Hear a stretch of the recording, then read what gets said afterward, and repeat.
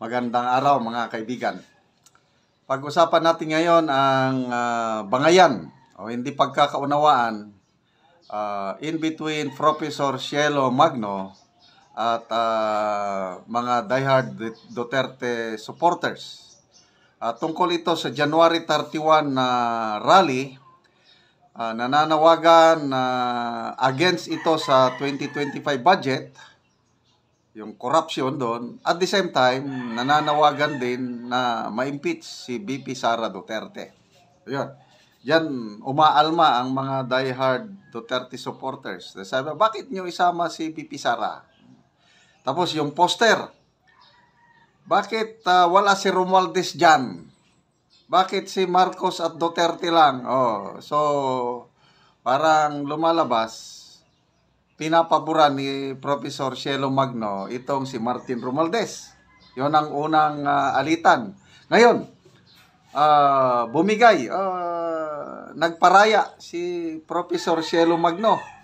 Meron siyang shinare na post, bagong poster ng January 31 rally, na nandyan na, kasama na si Speaker Martin Romualdez. Yan o. Wala akong ballpen. Yung nasa gitna, si Speaker Martin Romualdez na yan, dito si PBBM, ito naman si VP Sara. Yan na yung bagong poster ng January 31 rally. Kaya ito, Cielo Magno, pinost niya. Ito na ang pinakakahintay ninyong poster. Dahil kailangan daw kasama ang Congress sa picture. Ito. Hindi na naman niya pinangalanan ang Speaker Martin Romualdez. Yan ang hindi nagugustuhan ng mga DDS. Hindi daw kasama ang Congress sa picture. Hindi lang sa statement, I reject ang lahat na klase ng corruption.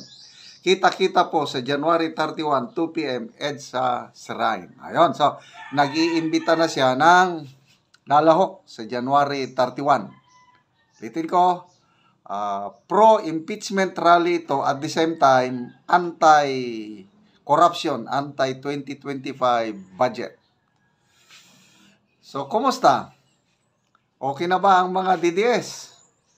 Binasa ko ang mga comments, wala pa rin. Ito, basahin ko, unang nag-comment. Si Professor Magno, sabi niya, those who will still look for other characters, they are already in hell. They don't represent the fire at the back. Tapos maraming nag-response. Restore Sib, sabi niya, Cielo Magno, ba't di mo isama yung sarili mo para sama-sama kayo lahat? So ito, galit pa rin ito.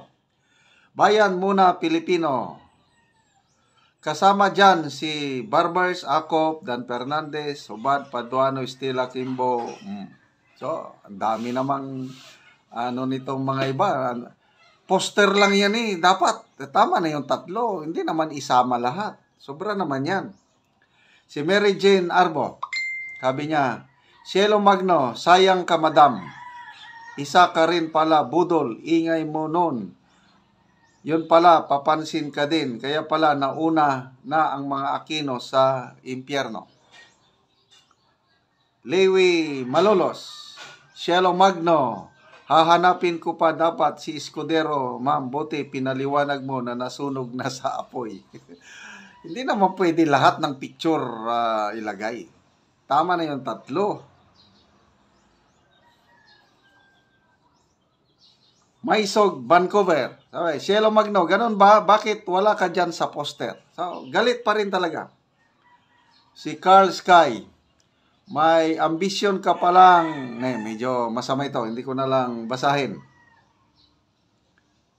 Simon Park, di ba magaling kang abogado? I'm not sure kung abogado itong si Professor Magno. Sa tingin mo, anong kaso ang tatayo laban kay Sara para ma-impeach siya? Nakakabobo at nakakabulag talaga ang pera sa gahaman. Simon Park, siya pa rin. Lefty Staghorn, sabi niya, obvious naman kayo na soft kayo sa mga Marcos at Romualdez. Bilyones ang increase nila sa budget, tapos ang main sigaw nyo, impeach Sara. Since concert rally naman kayo, kumanta na rin kayo ng bagong lipunan. So, lumalabas dito, as I read the comments, wala pa rin, hindi pa rin na-apis, hindi pa rin humupa ang tampo o galit ng mga DDS kay Professor Cielo Magno. Kasi, nung umpisa, ang daming bumibilib kay Professor Magno. Ako rin, believe ako kay Professor Cielo Magno. Naniniwala ako sa kanyang sinseridad na gusto niyang labanan ang korupsyon. Ito lang siguro, dahil different groups na itong mag-rally ngayon, parang nadidikit siya sa mga makakaliwa, sa mga kaya ayun, pinaghihinalaan ang kanyang motibo. Ito, may post din si Sas Rogando Sasot. Bago lang. 6 hours ago, sabi niya, "We told Cielo Magno that you will not hold your tongue even against your own. Yet it baffles us why one of the organizers of the January 31 rally is Akbayan Party List and Lela de Lima's group. Akbayan Party List voted in favor of the BICAM report, which increased by 106% the budget of the House of Representatives during the BICAM conference. Lela de Lima's DOJ has atrocious audit problems of unliquidated cash by hundreds of millions when she left it." Okay, so ito, ang punto ni Sas. Yung Akbayan, isa sa organizer ng January 31 rally, pumirma sa BICAM report, yung congressman nila.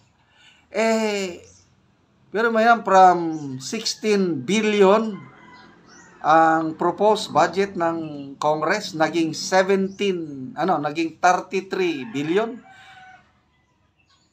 17 billion ang naidagdag. Bakit hindi nila yon batikusin? Bakit yung pumirmang Akbayan nandyan na nagrally? So may punto rin itong si Sas Rogando Sasot. Kaya medyo masalimuot itong rally na ito dahil different groups na. Tingnan natin kung gaano kadami ang mag-attend. Good luck sa mga organizers itong rally na ito by January 31. And good luck po, Professor Cielo Magno. Ituloy nyo lang ang inyong laban sa korupsyon. Okay, mga kaibigan, salamat po sa inyong panonood sa ating channel. Nakakatulong po tayo sa ating income, tinutulong natin sa Talaandig Tribe sa Bukidnon.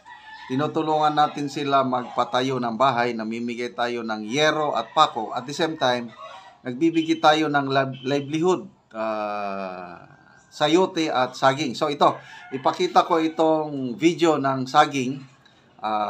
Binigyan natin sila ng lakatan ng saging. Nagtanim ngayon, nag-aabunan na sila.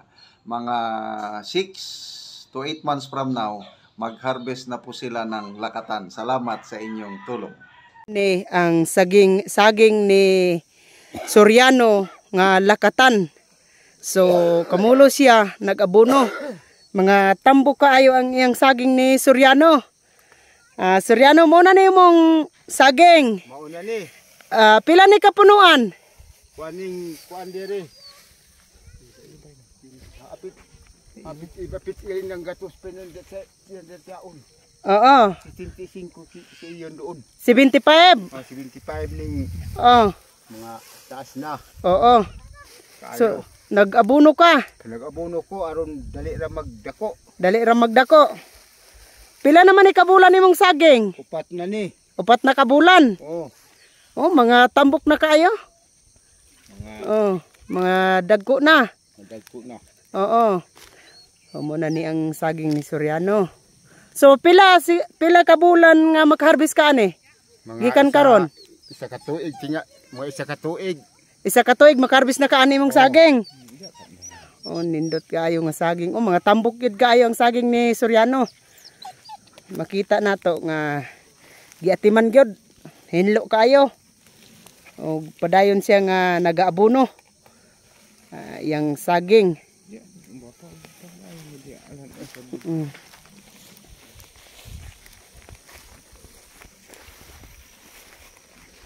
Una ka dito man ito pa kon hindi. Siya ang saging ni Soriano. Gabi anang isa ba Nga mga tambok kaayo. Oh, ini. Nindot kaayo ang kuan iyang giling niya ni Soriano ang iyang pagpananom og saging. Tanawa. Dagko kay punuan.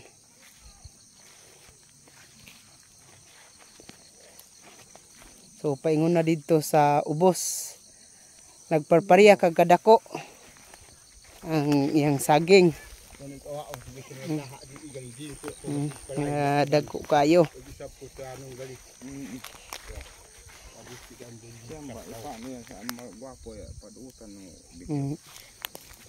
Awa. Nindot kaayo ang iyang mga dahon. Sinaw kaayo. Oh. Sa ubos. Pag makaharbis ani si Soriano, bawi na gyud ani ang kahago kung kung makaharbis na, kuan mawala na ang kalisod. Kabaligya naman. 25 igay doon. Manayon sa imong ikasulti manoy karon nga kanang naa kay saging nga nagtubo na nga hapit na gid ka makaharbis ani. Nagpasalamat ko kang Ma'am Teresa nga gi-supply mi og saging aron mabuhi mi. Sa abono, nag-supply pod di. Nagpasalamat ako. Manambok imong tinanom mo. Dahil ang akong mga saging diri. Sige, maraming salamat.